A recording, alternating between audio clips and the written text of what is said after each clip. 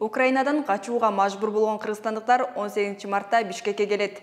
Эми кыргызстандыктар Улуу Британияда мезгилдик жумуштарда иштей алышат. Министр Бешеналиевдин жүрүм-туруму жана базардагы баанын кымбатташы боюнча маселе парламентте көтөрүлдү. Өзбекстан Донецк менен Луганскты өзүнчө республика катары тааныбайт. Джо Байден Путинди аскердик кылмышкер деп атады. Путин кандай жооп берди? Арыбаңыз көрөрман. Күндүн маанилүү кабарлары менен кайрадан мен Фатима Аданова. Каналга катталып, видеолорду калтырбай көрүңүз. Депутат Дастан Бекешев министр Алымкадыр Бейшеналиевдин жүрүм-турумун чектен чыккандык катары баалап, президенттин буга баа беришин талап кылды. Если в семье кто-то ведет себя неправильно из родителей, дети обычно копируют это поведение. Дети смотрят на родителей и их воспринимают как пример. В обществе то же самое. Граждане смотрят, что делает власть. И если во власти допустимо кому-то ездить по встречке, кому-то оскорблять достойного и уважаемого врача, то, соответственно, и граждане себя так будут вести. Я считаю, вот последнее то, что министр здравоохранения публично ведет себя неподобающе, на это должен отреагировать сам президент. Буга чейин Бейшеналиев окумуштуу хирург Эрнест Акрамовго тил тийгизген. Акрамов Кыргыз Республикасынын баатыры, хирург, медицина илимдеринин доктору, профессор, эл аралык бир катар сыйлыктарды алган. 1989 жылдан 92 жылдарга чейин СССРдин эл депутаты болгон. 2000 жылы Жогорку кеңештин депутаты болуп шайланып, бирок мандатынан баш тарткан. 2002 жылдардан тартып Саламаттык сактоо министрлигинин реконструкциялоо калыбына келтирүү хирургиясы илимий борборунун директору болуп эмгектенген.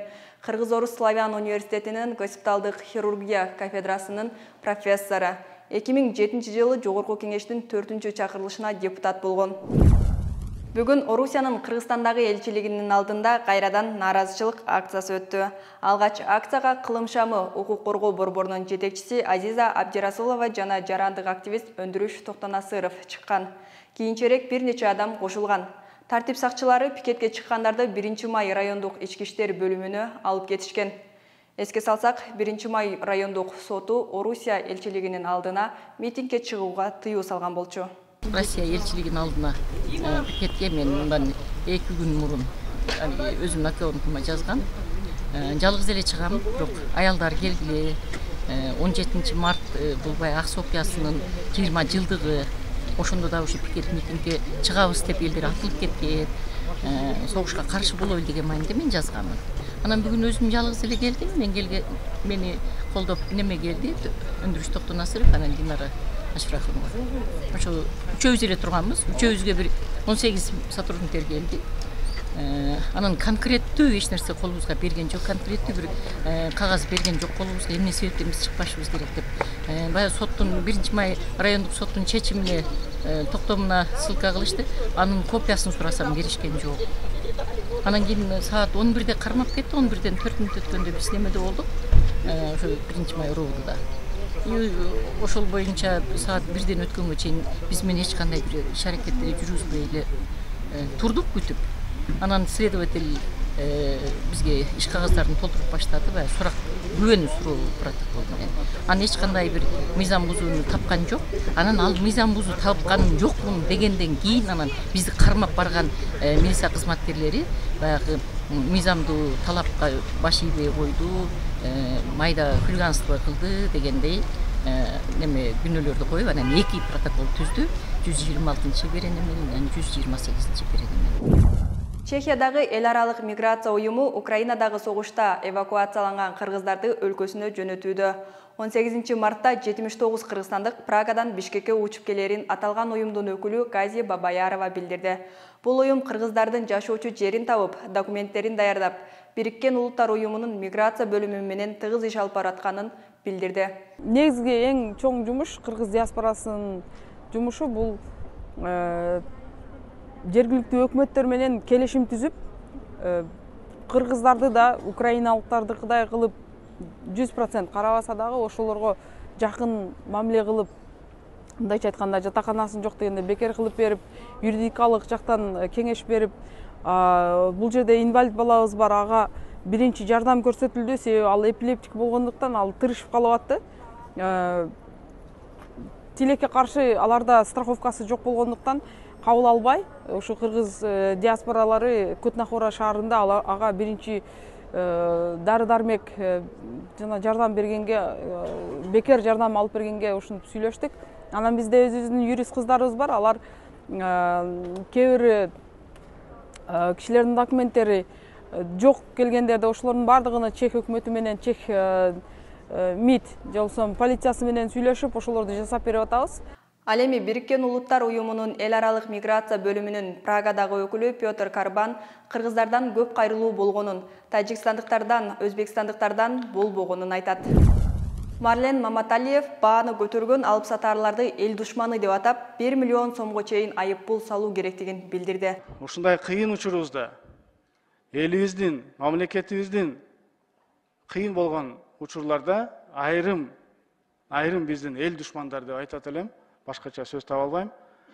Алар өздөрүнүн негизсиз бааларды көтөрүп, керек болсо складтарынан товарларды чыгарбай, кымбаттаганда дагы да сатам деп, айрым категориядагы элдерибиз айрыкча акчалуулар барып сатып алып, өз мөөнөтүн күтүп, мына ушундай эл душмандарын биз КТРден болобу, социалдык тармактардан болобу, айтор 24 саат элге көрсөтүп, аларга сөзсүз түрдө биздин ички органдар аркылуу чаралар көрүлүш керек деп эсептейм.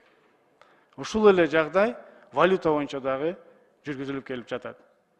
Мына бул боюнча депутаттар мыйзам жазып коомдук кууга жибердик. Бул боюнча болгону 17 000 сом эле штраф экен. Биз ушуну 1 миллион сомго көтөрүү боюнча маселесин көтөрүп атабыз. Бул маселе парламентте мурдаракта козголуп, андай эл өкүлү Нуржигит Кадырбеков товарлардын баасын негизсиз көтөргөн ишкерлерге кылмыш беренесин киргизүү зарыл экенин айткан. Союздун учурунда бир кылмыш жаза кодексинде бир статья бар болчу да, кызыл кулактык деген, спекуляция дегенчи. Эми азыркы бул заманда ал актуалдуу эмес, бирок ушул күндөр актуалдуу болуп атат. Эмне себептен дегенде айрым азык-түлүктөрдүн баасы кескин көтөрүлдү. Анткени ажиотаж бул өлкө сатпай калыптыр, бул өлкө экспортко тыюу салып коюптур деп эле, анан кийин сатып алгандар көбөйдү да. Жана келемишке окшопчу, кумурска окшоп ашыкча эле сатып алып, анан кымбаттаганда сатабыз деген ниет менен. Мына ушунун айынан бир топ товарлар дефицит болот. Өзгөчө бир дүкөндөргө экинчи дүкөндөр кардалып атыптыр азыр. Бизнесмендер керегинен ашыкча топтоп алып, ушу баанын көтөрүлүшүн күтүп атышат да. Ушуга тиешелүү структуралар кам көрсүн, чара көрсүн, болбосо элибиз ызы-чуудан бир тойлы кыйналып атат азыр. Кыргызстандыктар Улуу Британияда мезгилдик жумуштарда иштей алышат. Тийиштүү документке жарандарды чет өлкөдө ишке орноштуруу борбору менен Agri HR компаниясы кол койду. Программага ылайык жарандар эмгек келишиминин мөөнөтү бүткөндөн кийин өлкөсүнө кайтып келүүгө милдеттүү. Миграция министрлиги программанын талаптары, эмгек акы жана башка шарттары боюнча учурда сүйлөшүүлөр жүрүп атканын билдирди. Кийинки жумада толук маалыматты migrant.kg сайтынан же болбосо info.migrant.kg Instagram баракчасына чыгарышарын айтышууда. Эгер бул программа сиз үчүн кызыктуу болсо, info.migrant.kg баракчасын акмалап туруңуз. Өзбекстан Донецк менен Луганскты өзүнчө республика катары тааныбайт. Бул тууралуу Өзбекстандын тышкы иштер министри Абдулазиз Камилов билдирди. Өзбекстан Украинанын көз карандысыздыгын, эгемендигин жана аймактык бүтүндүгүн тааныйт. Биз Луганск жана Донецк элдик республикаларын тааныган жокпуз, деди өзбек министри. Ошол эле учурда Өзбекстан эки өлкө менен тең кызматташаарын айтып, Украинага ушундай оор мезгилдерде гуманитардык жардам көрсөтүүнү улантаарын белгилеп, аскердик аракеттер жана зомбулукту тез арада токтотуш керек деп билдирди Камилов. 16 мартта АКШ президенти Джо Байден Владимир Путинди аскердик кылмышкер деп эсептей турганын айткан. Бул сөзгө Путин жооп берген жок. Ал эми Орусия президентинин басма сөз катчысы Дмитрий Песков буга жооп катары дүйнө жүзү боюнча 100 миңдеген адамдардын өмүрүн алган мамлекеттин башчысынын мындай риторикасы кабыл алынгыс жана кечирилгис деп билдирди. Эмне үчүн Путин өзү жооп бербейт деген суроого Песков Орус президенти акылдуу жана алысты көрө билген эл аралык ишмер деген жообун берди. Орусиянын спорт министринин орун басары Адес Байсултанов акыркы кырдаалга байланыштуу Орус жарандыгынан баш тарткан спортчуларга ийгилик каалап, кийин кайра кайтып келбегиле деди. 9 мартта орусиялык шахматчы Евгений Романов Норвегиянын жарандыгын алууну чечкен. Ал жарандыкты алмаштырууда Украинадагы окуя менен эч кандай тиешеси жок экенин айткан. 4 мартта велосипедчи Павел Сиваков орус жарандыгын Францияныкына алмаштырганын белгилүү болгон. Сиваков Италияда төрөлүп, Францияда чоңойгон. Ал көптөн бери Франциянын жараны болууну каалап жүргөнүн, бирок Украинадагы кырдаалдан улам мен аны тездетким келди деп билдирген. Орусия Европа кеңешинен чыгарылды. 24 февралда Орусия Украинага басып киргенине байланыштуу уюм Орусиянын мүчөлүгүн токтоткон. Көп өтпөй Орус тышкы иштер министрлиги өлкө уюмдун ишине катышпай турганын жарыялап, Европа кеңешинен чыгарын расмий кабарлаган. Москва 1996 жылы Европа кеңешине кирген жана анын тарыхында кайра чыгып кеткен биринчи мамлекет болуп калды. Уюмдан чыккан соң орус жарандары адам укуктары боюнча Европа сотуна кайрыла алышпайт. Биз Телеграмда да барбыз. Каналга катталып, лайк басып, комментарий калтырыңыз. Кайрадан көрүшкөнчө аман туруңуз.